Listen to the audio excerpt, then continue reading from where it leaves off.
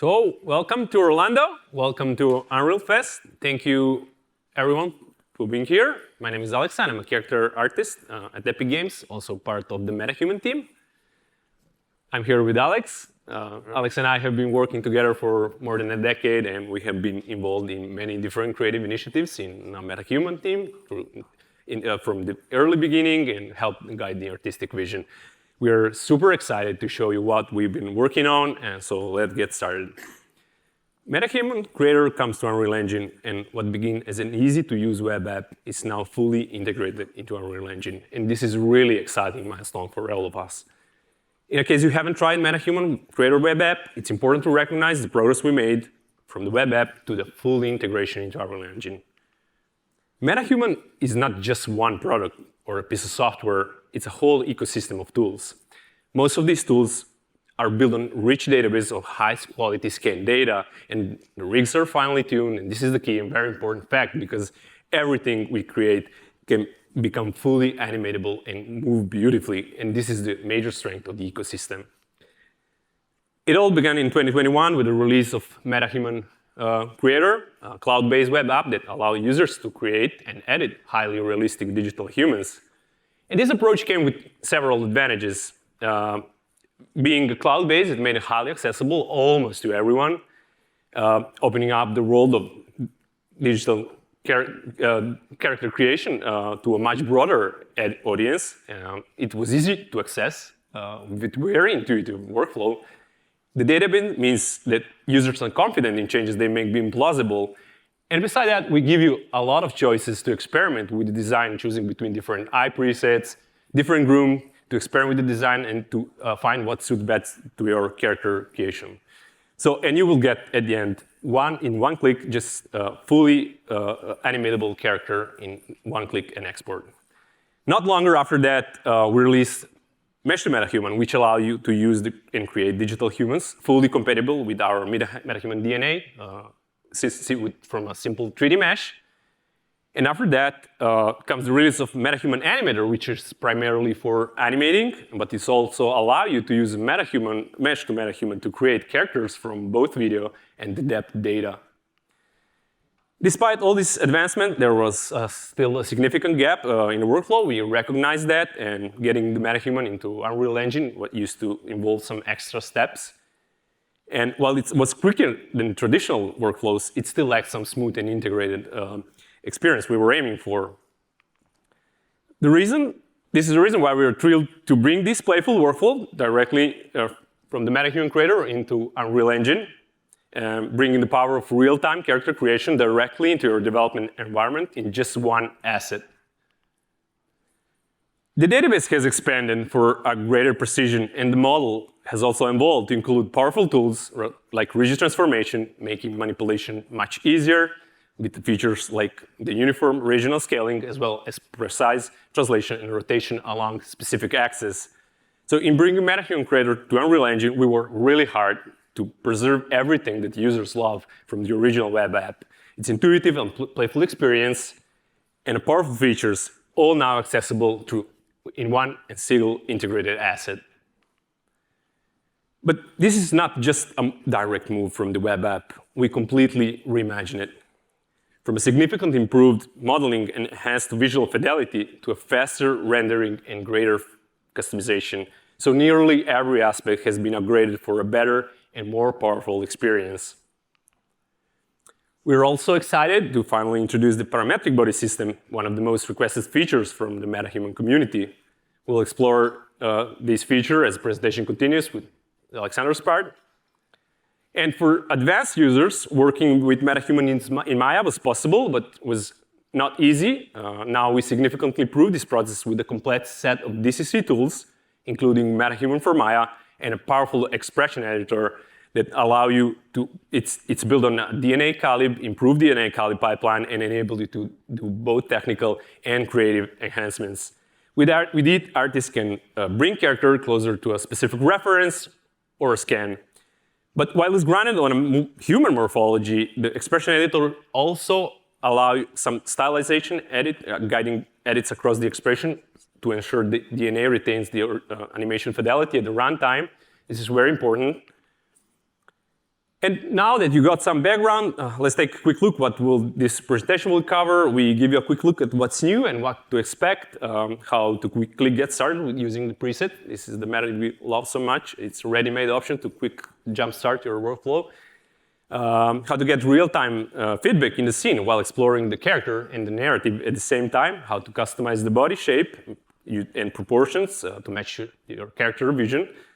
And for the Alexander's part, for the end, 3D secrets they don't teach you in school. Sorry about that title, Alex. And yeah, there will be a Q&A at the end.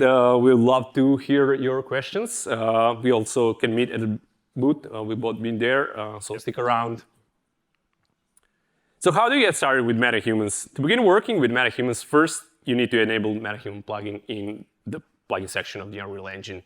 And so be sure to also enable the MetaHuman Creator core data. This will give you access to features like MetaHuman Live Link for live tracking, as well as many other powerful tools included in the plugin section to give you a more immersive experience. And once everything is loaded, you just click Create Character, and it's ready to get started. So one of the first things you notice when you open the MetaHuman editor, like in the previous version of the MetaHuman Creator, is a preset gallery. And we're both proud about that. Alex and I have contributed working together with our engineering and art team. And these presets are not only a signature feature of MetaHuman, but also a powerful starting point for character creation. So thanks to blending tools, they make it easy to customize and experiment. And even better, now the preset gallery lets you easily manage your MetaHumans directly as asset. Now you can add your own custom presets for even more flexibility. You will be able to create your own gallery, build a collection of MetaHumans through time, and this is what I find truly powerful as an artist. I love to experiment and save interesting looking presets for future use, for some upcoming projects or whatever you're creating, or just simply for the joy of the creative process. So let's see how we can approach working with the presets. One of the most valuable ways is to use them as a source of inspiration. These presets showcase a wide variety of characters we carefully crafted. They reflect difference in anatomy and proportion, different physiognomies, and interesting details we put in, like different grooms that can completely influence on how your character can be perceived. So think of them as just a point to explore, experiment, and spark your own ideas. So this speed-up example here shows how we started from one character and transformed into a completely different one, showing that MetaHuman is not strictly linear tool. So you're free to play with the markers, then you're also free to come back and play around with blending tool again. And this is really the beauty of this creative process, so you can iterate, and there is no any general rule on how you can start working with presets.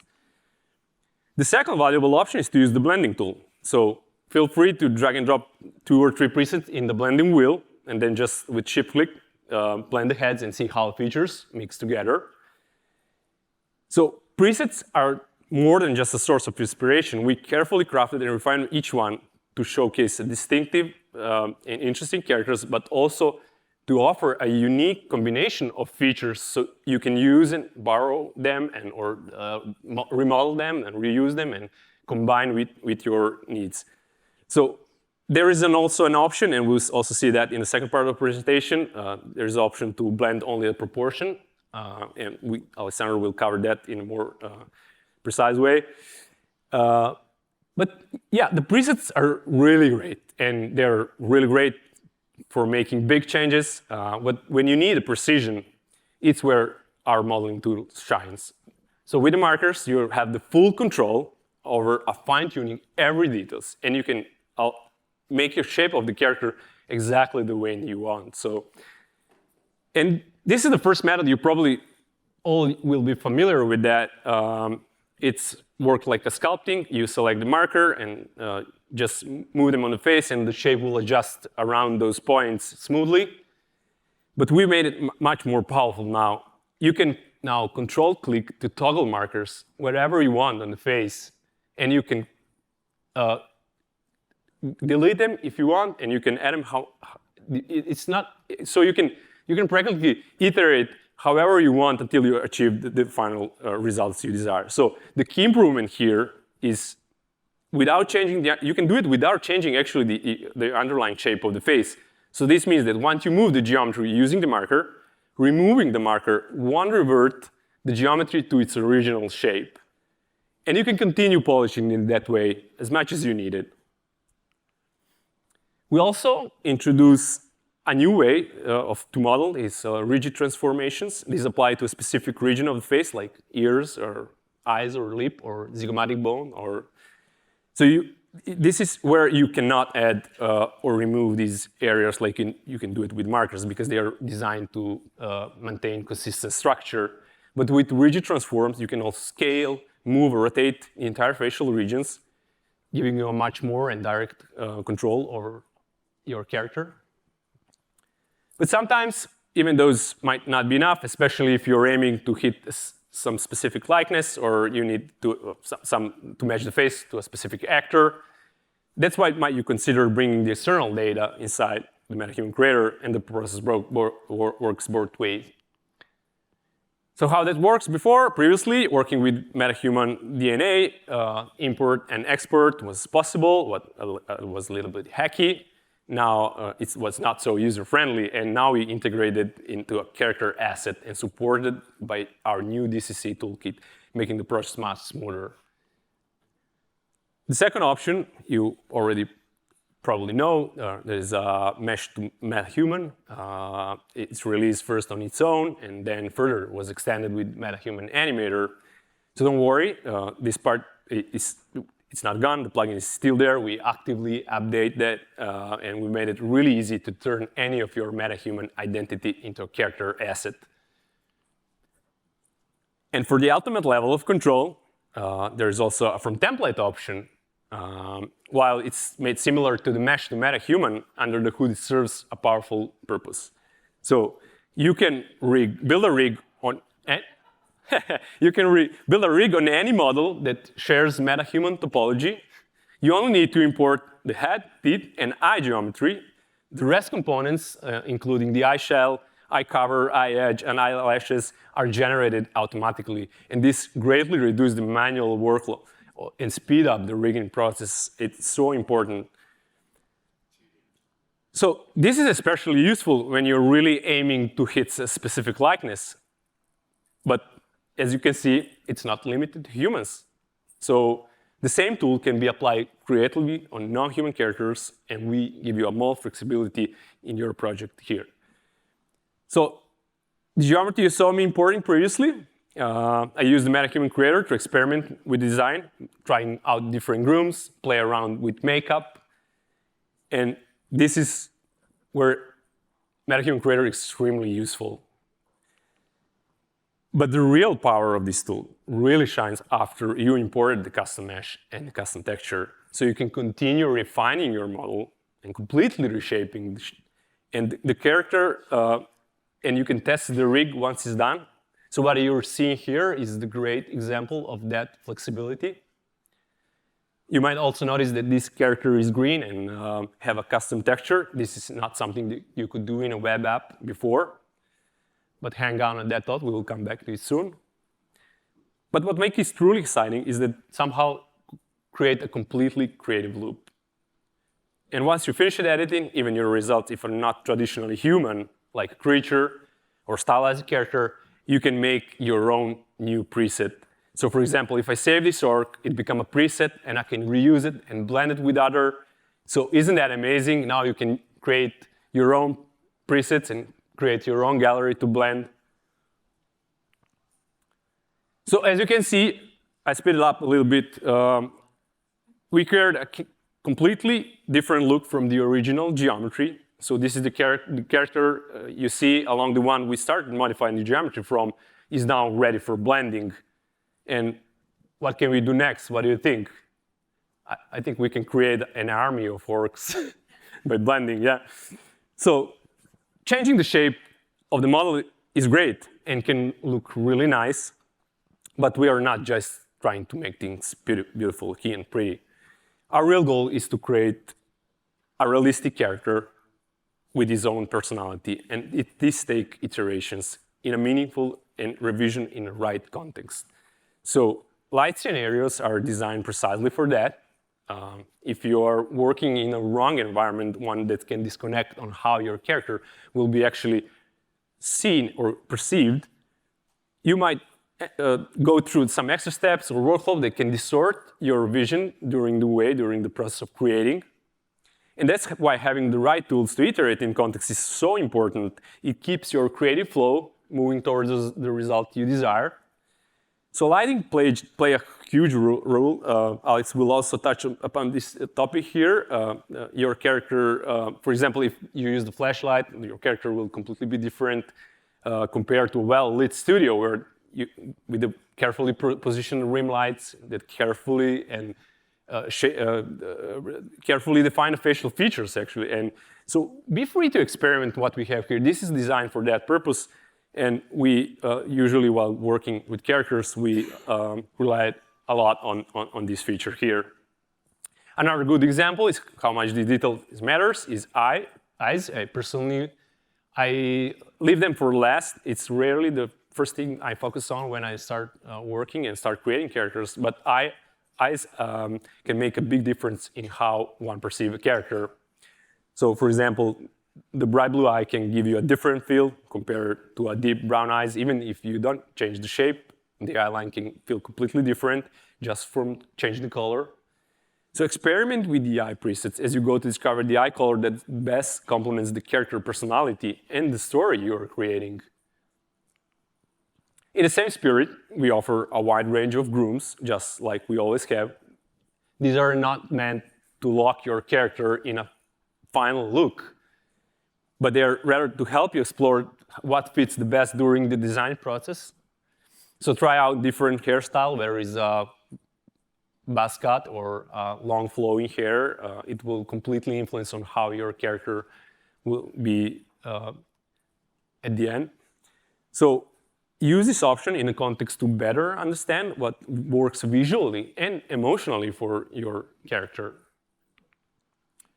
It might seem like there are no many changes from the previous version of the MetaHuman Creator, but this is not the case. Our grooming team has developed a new Houdini toolkit designed to help artists and create more complex hairstyles.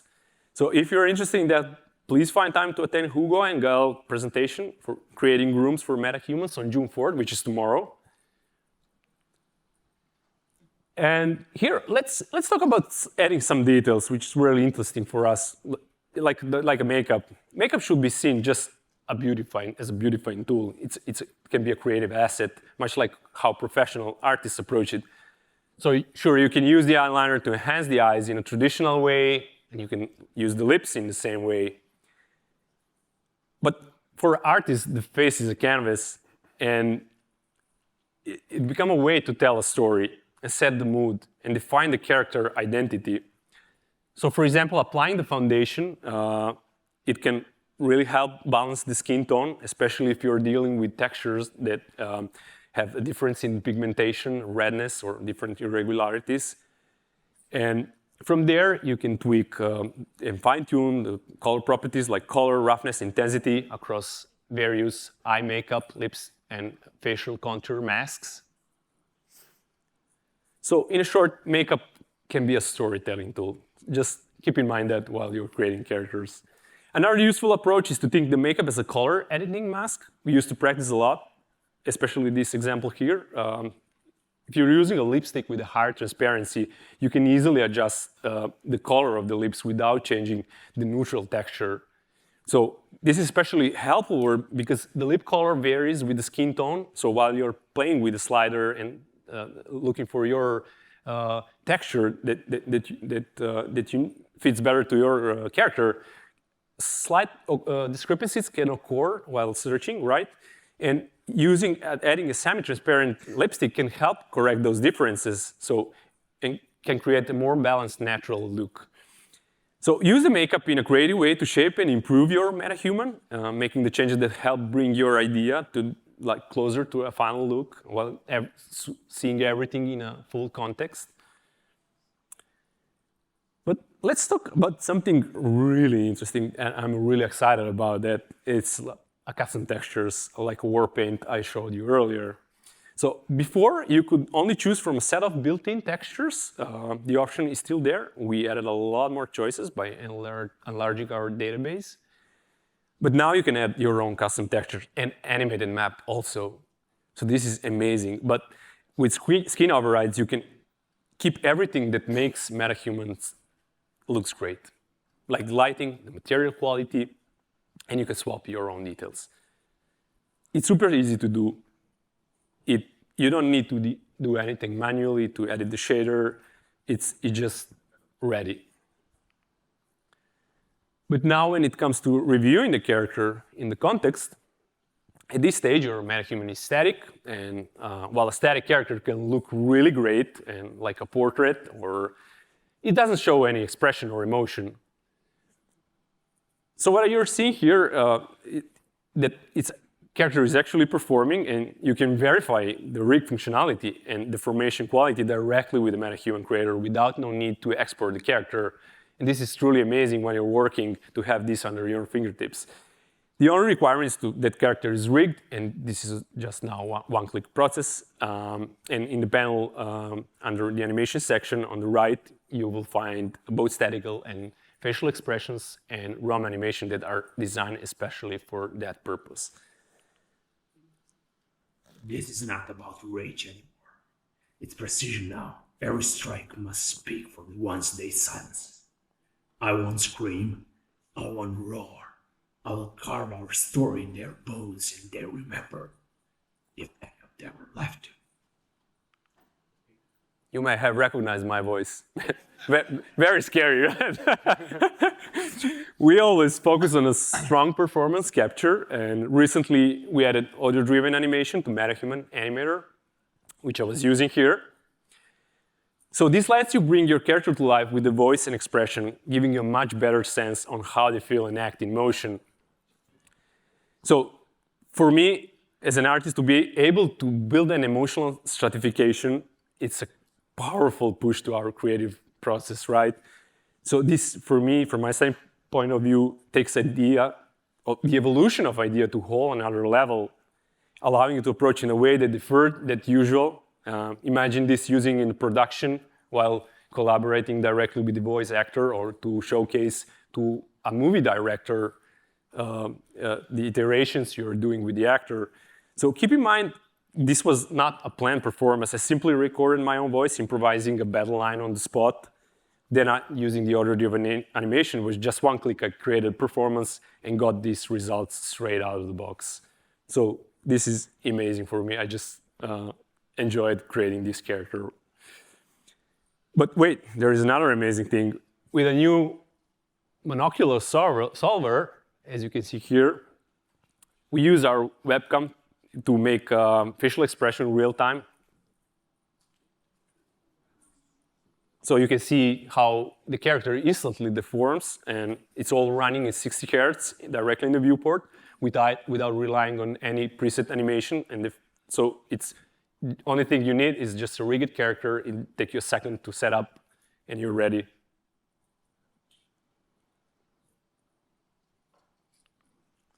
All right, the last part was big, so let's take a moment to shift slowly to the focus to the second part. And in a web app, we offered a wide variety of grooms, but not all of those have carried over, and there is a good reason for that.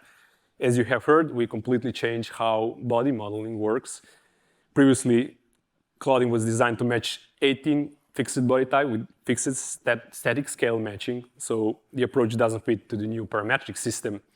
So if you want to use the parametric system body type, you want clothing to adapt dynamically, we introduce a new asset specifically designed for that. The system is built on the Unreal Engine outfit asset, and is developed by our Unreal Engine team. MetaHuman is one of the first tools that make full of use of it.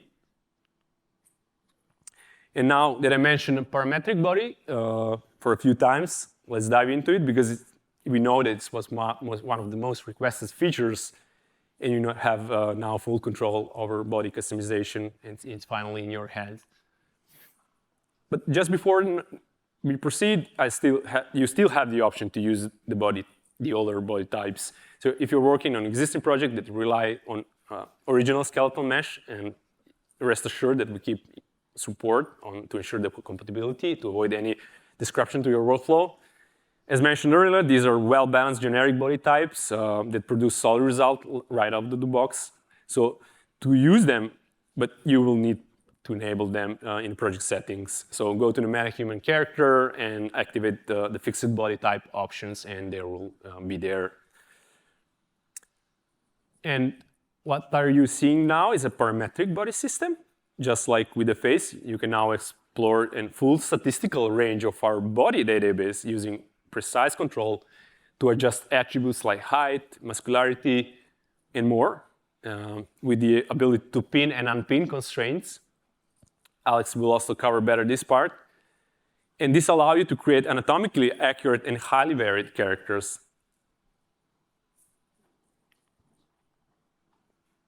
But if the numeric and parametric body system feel a bit too technical for you, don't worry. I prefer this method here personally. Well, numerical control is powerful.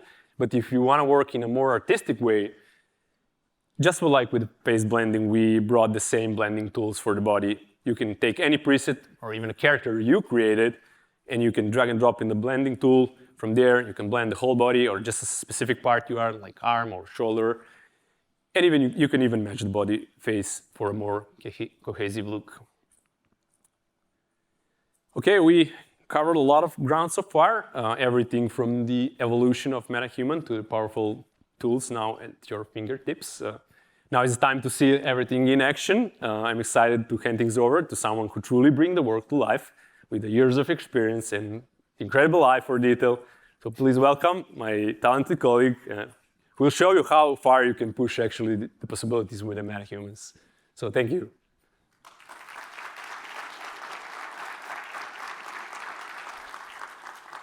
Thank you, Lex. Hi, everyone. I'm Alexander, and speaking of talent, that's one of the most talented painters I've ever met, Alex over there. I'm an art director on MetaHuman team. Over the years, I've worked as a character artist and then evolved into an art director role. So some of the projects that I hold close to my heart and that relate to the topic today is, some of you may remember there was an Unreal Engine demo years ago, Boy and His Kite. So I was helping designing and modeling the character, the kid character. Osiris Black demo, which we worked with Andy Serkis to showcase the 4D performance capture at the time, which was the alien character I've as well designed and modeled. And then kind of going forward to more recent projects like MetaHuman animator showcases, cinematic showcases that we've done for GDC in collaboration with Ninja Theory. There was a cinematic that we worked on, and then the Blue Dot, which is sort of like our short piece. So why this is kind of tying into what I want to show is because it kind of shows the evolution on both of Alex and myself, with kind of working with characters and seeing them in the actual pieces and working on framing and lighting and stuff like that. So there's a lot of kind of know-hows that we bring in while we create the presets. So in this showcase, I'll try to give you kind of an insight of how I explore when I create presets. And for this example, I chose to kind of start from two presets that you get into the tool. One is Sunita and one is Lorenzo, you will see. And I will kind of switch between them to give you a deeper dive on the points that Alexa covered previously. So I usually start by applying a preset, as mentioned, and then you'll see some fiddling here. It's kind of sped up. But at the point when I switch to the groom, this is where I kind of start. So I usually switch to the short groom just to kind of have the groom applied, but kind of not take me into any direction. I switch to clay material. That's very important because as an artist working previously with sculpting and all that, like I do like to look at the shape, the geometry first, not to be distracted by the texture. Obviously, you can have any approach you want, but like this is what I like to do. Just look at how the light works with the shapes, and then just kind of go about moving from larger movements, focusing on primary shapes, then going to kind of secondary, medium shapes, and then tertiary, and kind of go around. So at the end of like this video, I would say this was the character that I felt like a good starting point. While I was working on this, like I do have some of the reference pulled, like image references, but I'm actually wanting to explore the database and just see where it leads me. So the next part we come to sculpting with markers, right? There was a huge substantial update both on how markers work and the model underneath. So important to know right now is that in this new version, you can actually add and remove markers, as Alex mentioned, and this is really important to understand why. So markers are sort of imposed on you just for kind of parity with the previous one, but really what you're doing there is like the more you add markers, you're kind of constraining the model to follow more precisely what you want to change. Now you can over-constrain sometimes, so that's why I say like don't be afraid to delete. Just go delete all the markers, put one in that area, and see like when you do that and kind of move around, you'll see much larger changes coming from the database. So kind of switching between these two methodologies is very important. If I would kind of add how to think of it further, I would say maybe like when you're doing the as mentioned, primary changes in the geometry, like bigger changes, like go with less markers and then kind of more markers as you go into more precise. Also, take note always of like doing the sculpt shape as well and ears, because this affects the silhouette and the overall believability of the character. And it also affects obviously how the groom is going to look, like the height of the hairline. These all are the features that kind of play into like how the believable character is going to look like. Now you do notice probably I'm constantly sort of like massaging, like that's what we kind of call like moving around, because I do like to observe what the model is offering me and kind of just circle around until I get the feel and then land in the change that I want to. I think the moment in the video passed, like where I was tweaking the jawline, I know this was one of the sort of like comments previously where people were like struggling. So for instance, if you wanna define the shape of the jawline, you can add a marker right behind there and underneath the earlobe and just like push around, and you'll see the slight changes in the neck, but also you will see the kind of the definition of the jawline change as well. Outside of that, obviously you have the checkbox that kind of that is by default it's on, and it's used. It says symmetric manipulation, so like you're moving points symmetrically. I'll touch upon in the next video more on sort of asymmetry, but in this case, for the sculpting with markers, I usually do leave it on. Outside of sometimes when I want to add a little bit of specific asymmetry, I turn it off, and then move on. So I'll let the video play to the end, and then I'll move to the next section. All right, so next one, transforms, as Alex mentioned. Now this is very useful now because you have rotation, you have scale, like it just expands the capabilities of what you can do and how you can customize your characters to a much greater extent. One thing that I mentioned is the asymmetry. Now, in this case, I do like to turn it off. Like even though it's very easy and a lot of artists or like people working with characters do like to kind of just for the sake of kind of keeping it tighter, like keep the symmetry on. But I would advise similar to as don't be afraid to delete markers. Don't be afraid to turn the symmetry off and like do the changes on one eye, then repeat that on the other eye. Yes, it's not going to be exactly the same, but we all know, like in reality, everything is asymmetric. So all the faces are asymmetric. So just play around with that, and like you can always revert. Like you can just, if you turn the symmetry on and like touch any of the handles, like the other one, you just pop the joint position there, and you're done. So you can obviously go off with this very easily, and there's so many simple tips and tricks. We'll share some of them at the end. Like, but one quick is like, you can always screenshot your character and just kind of flip the image with the whole trick that artists do, and you will kind of, the brain instantly sees where the things are off and where the asymmetry is maybe stronger or something, and kind of guide you what you want to kind of focus on. Then we come to the blending, right? So the blending is updated as well. Now you can blend more granularly, in the sense of you can blend proportions, you can blend features or shapes, or you can blend both at the same time. Now, how this works is like if you're blending proportions, that means you're blending joint positions of the presets, which means it's gonna kind of conform the face while keeping your shapes as you've had it up until that moment.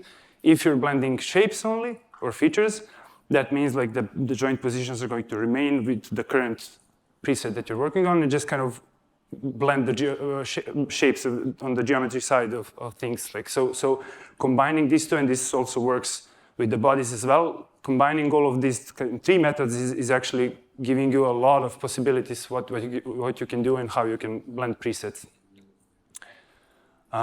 There will be a moment, I think, right after this where I kind of show this more. Yeah, so this would be sort of selecting a preset. This was just blending shapes, and this is now blending both proportions and features. You can see it's trying to kind of go to the actual preset. So yeah, there are various use cases how you can go about this. Sometimes actually, what I was talking about, the asymmetry and you go off and stuff like that, how I like to sometimes use this is just when I feel I maybe have gone too far with something, I add a preset and just ever so slightly kind of blend it so that things naturally go back into the position, but like not affect the kind of the current look where I am. Okay, so on this slide, you can see sort of where we started this exploration. So if you look at the left portion of the screen, the female characters, the left one is the Sunita, the starting point, and the character next to her is where I ended up. And the right portion of the screen is Lorenzo preset and his alter ego on the right there. So if you actually want even more control, I think like it's quite amazing now what you can do in the tool itself and just editing context and go back and forth. But like if you want even more control, as Alex mentioned, like one of the really most exciting features right now is Conform, right? You can go outside and import whatever you want, and I'll show you. I would say the robustness of the tool simply allows you to really explore various creative opportunities with this. And so to wrap up the presentation, I'll show you one little experiment that I've done. So I took our preset Bruce, exported him out, his head and body, and I've done like a sculpting outside and brought that back in the tool. So you can see here now you can, as Alexa showed, you can just continue using all the features that we showed. In this case, right, you can select different texture. One important part on the texture synthesis update is now you have this slider, which is texture position offset. It is essentially high frequency geometry from the textures, which is being applied. So now you can choose if you're importing a specific mesh and you don't want that to affect, you can just turn it off.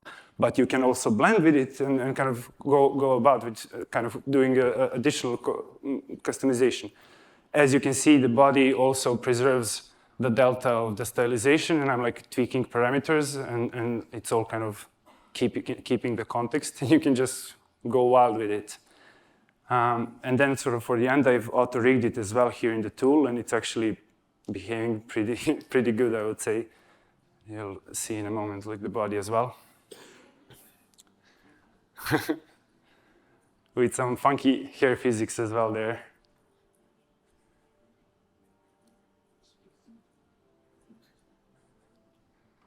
So yeah, Bruce going prehistoric brute. Yeah. Put some metal. So this also goes to show what Alex was mentioning, like what we mean by now you having the ability to expand your library of presets, because like, you know, this applies to anything. It can be scanned stuff, it can be stylized, whatever. You kind of bring it in the tool, and this becomes your preset that you can continue blending using for the creation. You can create your own sort of libraries. You know, talented artists can, like, who are good at this, can create stuff and sell it on Fab, give it on Fab, whatever. But like, you can see, I think, truly the kind of potential where this is going. So to round up the presentation, I mentioned like those couple of tips and tricks, because at the end of the day, the tool really offers you a lot of possibilities, as you can see, and it is going to continue to evolve. But at the end of the day, you are the one controlling it, and your observation will define like how good your presets or characters are going to look, how you're using them. So I touched upon briefly, like, hey, do the screenshot, flip it, like you will instantly see where the asymmetry is. In this case, I was happy with it, so I don't think this is maybe the best example in that sense to show where the mistakes are, but like just kind of keep on doing that, and you'll notice yourself, it'll be pointing you where you need to kind of tweak stuff. Lighting, obviously, is a very important thing, and Alexa touched upon a couple of elements there. I would just add with these examples. So you see the finished character there, and sort of even in our tool, we added one new lighting scenario, which is the bottom right, called Texture Boot, and this one you already are familiar with, probably, like the split. But when you switch to the studio one, the first one, you can see how the realism is slightly lost. This one is more sort of slightly even stylized, but the other two, she appears much more realistic, even though it's the same geometry, same texture, everything. So that kind of illustrates how important the lighting is. And it, like us working with on the projects that I mentioned with directors of photography, we kind of learned on the movie sets how much they actually prepare and work a lot of times with the actors and sort of have have sessions with them where they kind of lead them around just to get the sense of how what works for each face, and then kind of go into the planning for the actual scenes, how they're going to lead them, and depending on the narrative and the role. So same thing applies here, right? You need to be aware of this and work with that. That's why I was sort of showing the clay stuff. I like to just kind of lose all the necessary stuff, even though you can have it all, edit with everything, if you want grooms, cloth, whatever. I like to kind of strip it down. This is simply the way we approach it in the look dev and in other areas. Like, you just help yourself in that sense. And maybe the final thing is just odd angles. So odd angles are your friend in the sense of observation. When a lot of artists, me myself included, like at some point earlier, like I would focus, on like front view, side view, whatever, 3/4, and that's all fine. But sometimes you kind of you start to struggle to see like what is off, especially if you're creating bespoke characters, right? Which is not any particular reference or anything.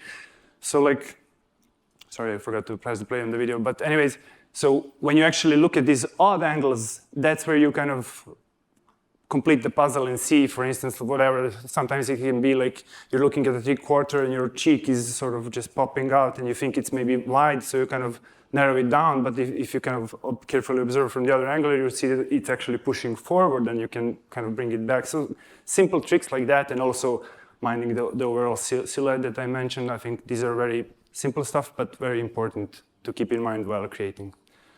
And with that, I think we are wrapping this presentation up. So we will open up the Q&A if you have some questions. Also, it's obviously difficult to cram everything in sort of like in this time span, but as Alex mentioned, we'll be on the booth, I think right after this one and in following days as well. So you can, whoever wants can come up and we can talk and show stuff, and yeah. Yeah, that's it. So thank you, everyone. Thank you. Thank you.